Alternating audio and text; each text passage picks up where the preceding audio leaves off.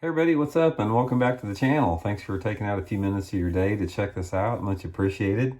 And today I think it's going to be a really good video. This may be going to open your eyes up to a lot of different techniques that a lot of people are unaware about, especially if you're a fairly new angler to the sport. A lot of the guys that have been in the sport for a long time, like myself, are probably going to be familiar with this. And that's going to be my 5 favorite old school topwater baits that still are just as productive as ever. And a little bit about topwater baits, they're one of the oldest lure categories out there. People have been catching bass on topwaters for 80 years. Ever since there's been bass fishing lures, people know that bass bite topwater lures because people have seen them eating frogs and eating snakes off the surface and everything. So it was one of those first lure categories that got mimicked and made artificial lures out of. And the good thing about topwater fishing, and including the ones I'm going to show you guys today, is when I think about topwater fishing, I'm thinking in terms of quality fish, above average size bass. I'm going to guess, compared to most other lure categories, that when you get bit on a topwater lure, most of the time that fish is anywhere between a half a pound to a pound larger than most lure categories. Anytime in a tournament where I'm throwing a topwater lure, I'm looking to catch good ones on it. I'm looking to catch those 3-pound plus fish on it, depending upon the bait that I'm throwing, even bigger than that. So anyway, let's go through these. I'll sort of show you my 5 favorite old school ones and when I like to use them. First one I'm going to talk about is the old wood chopper. And you can see this one's battle scarred up a little bit. I've had this one forever. And I used to float creeks back. There was this old guy that was an expert at this particular thing, and we floated creeks a lot back when I was in my early 20s back in Joplin. All the creeks around Joplin, we'd float creeks in canoes, and he would throw this thing on a spin cast outfit up underneath the overhanging trees on the creeks we were fishing, and he just whacked them on this thing. And I was just getting into tournament fishing, and I saw how many good fish that he would catch on this topwater lure. It was just unbelievable on the wood chopper. So I started taking it around to the tournaments around the country, and under the right situations, I did super great on this thing. This particular thing is really good when the fish are close to the bank and around any type of shade or cover that you really have to finesse them out. And the thing about the wood chopper is the blades on the thing, it's almost like a buzz bait, and you just twitch it and let it stop, and it goes zzz, zzz, like that, and it creates a tremendous amount of commotion, but also you can leave it in one place for a long time, and the amount of commotion that it creates is dependent upon how hard you jerk the bait. So I found my best success on this is anytime you're fishing, particularly like up in the creek and river arms of a lake, where you've got overhanging trees, that type of stuff, or the corners of a dock where you have some shade, places where the bass are sitting in tight corners. It's not like they're coming from a long distance. That's when I throw the wood chopper. Now the next one is sort of similar to that. This is the jumper, the Gilmore jumper. And here's the difference. Here's the wood chopper and the jumper. And the difference is both of these baits are sort of similar. They're sort of cigar shaped. 3 hooks on them. They're both about the same size, but the blade configuration is different on the jumper. The jumper is the prop bait too, but it's a little bit more subtle than the wood chopper. It doesn't make quite as much noise. And if you guys followed tournament fishing much in the 1990s, you know that this is one of Tommy Biffle's big secrets.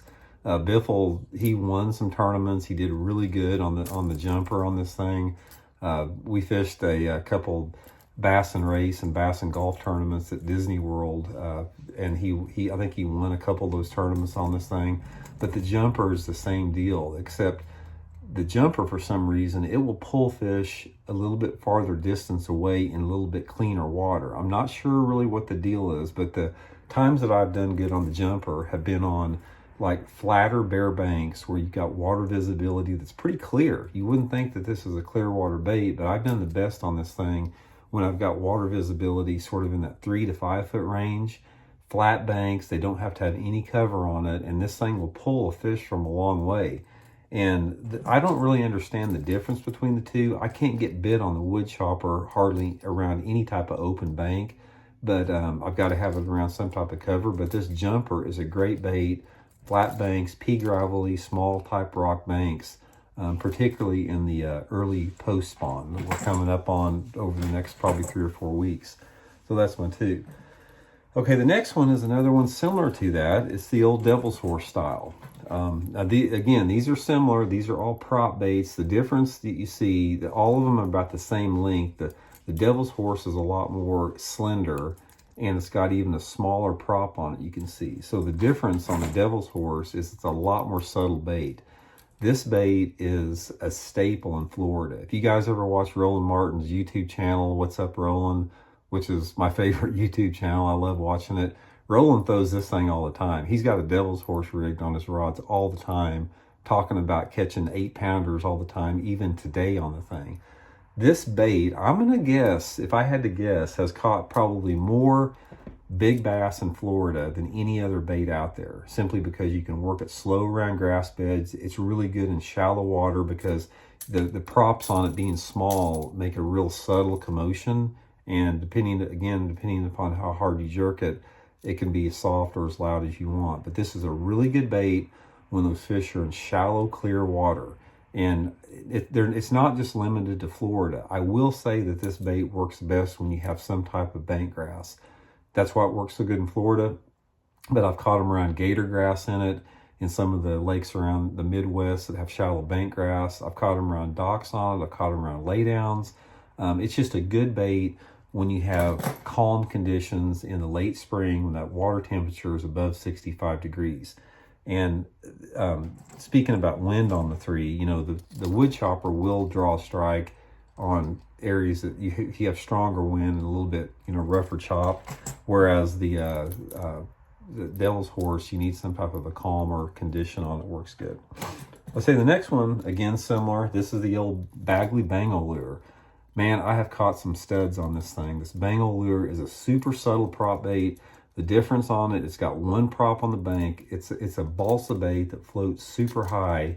And I fish this thing on the surface all the time. I twitch it and it darts underwater. I don't really dart it completely underwater. I just dart it, pull it hard enough to get the head under the water that makes this prop spin.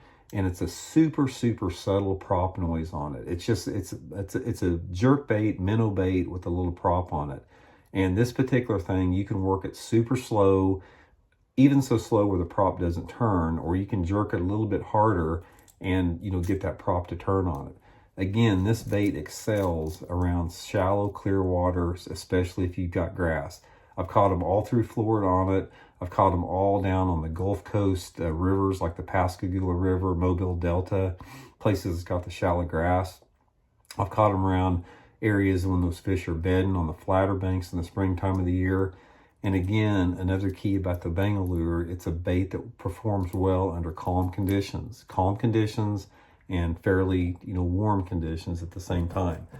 Okay, and the last one is my old sentimental favorite, is the old, just the number 11 Rapala. This is the bait that I learned how to bass fish with.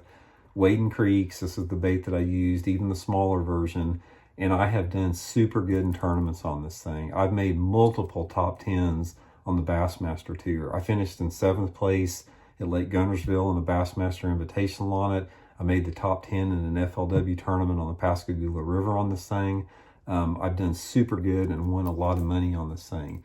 And the Rapala minnow, I don't fish it under the water like a jerkbait, even though I've got some buddies that have. A friend of mine, Randy Mosley, used to do really good on this thing, fishing it just like we do a jerkbait under the water. But this particular one, I twitch it on the surface. Again, super shallow water, clear, shallow grass is best, but you need conditions where the fish are in shallow water, clear water, and they're spooky. I'll make long casts with this thing and I'll just barely twitch it, just enough to where it makes a ripple, and let it set completely still, twitch it again, let it set still. Bernie Schultz, Bassmaster Elite Series Pro, he knows all about this. He's done super great on this bait. He's one of the best out there fishing the Rapala. So that's definitely one of my all-time favorites.